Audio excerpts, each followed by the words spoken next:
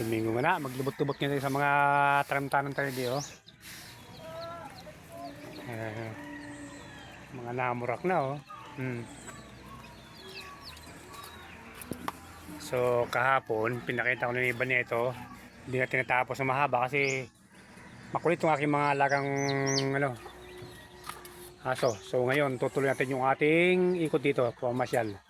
So tara na guys, at ipapakita ko sa inyo yung mga munti kong tanim dito. So tara, pasyal tayo.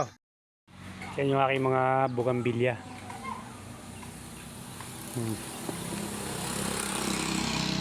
Yung aking mga tanim na bogis, mga bugambilya. So ang hinahanap ko nito, kulay puti, tsaka kulay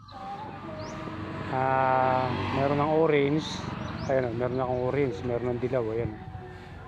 So bali kulay puti ang wala pa ako nito. Ayan, iba naman to. Ayan, Yan. Gusto ko makompleto yung iba-ibang uri ng bulaklak itong mga bogis na to kasi higa-grab ko eh. Yan, meron akong yung pulang-pula, Tapos eto na yung sili na to. Itong sili na to, iba-ibang uri ng sili to. Ayan, Ayan. Iba-ibang puno ng sili yan. So hindi pa siya umano, ito malaki na eh.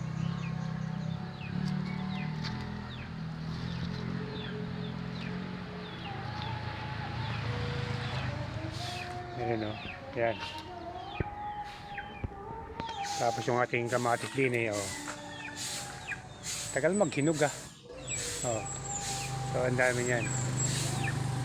Hanggang taas ng bunga niya, So kaya ako nakakita nyo merong mga nakaharang na ganyan kasi yan, makukulit din yung aking mga alagang manok-manok. Tapos ito nga yung kalamansi yung pinakita ko kahapon.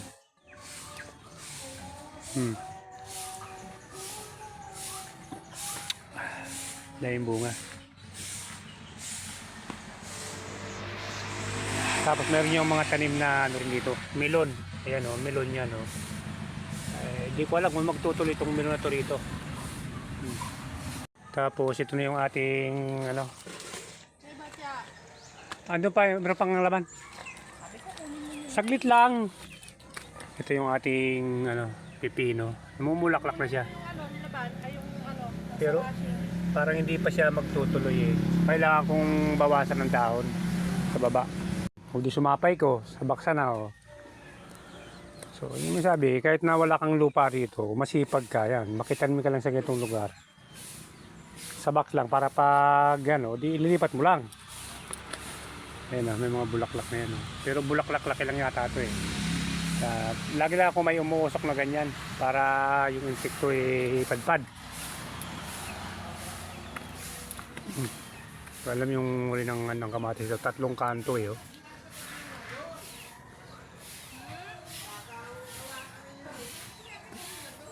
3 kanto.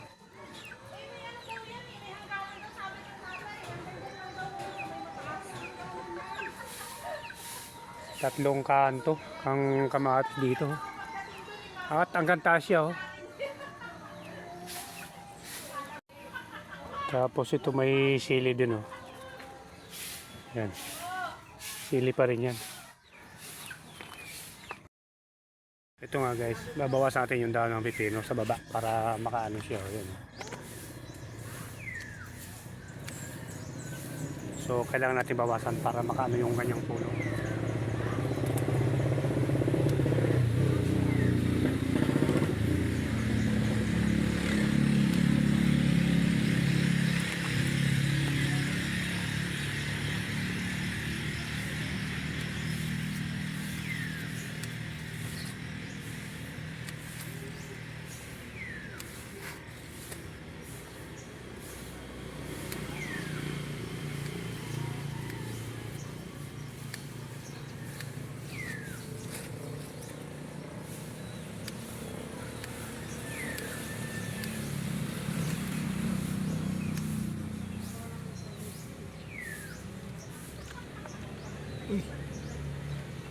pala ito.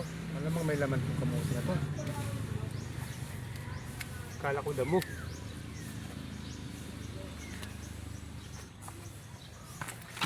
Para makabuelo siya.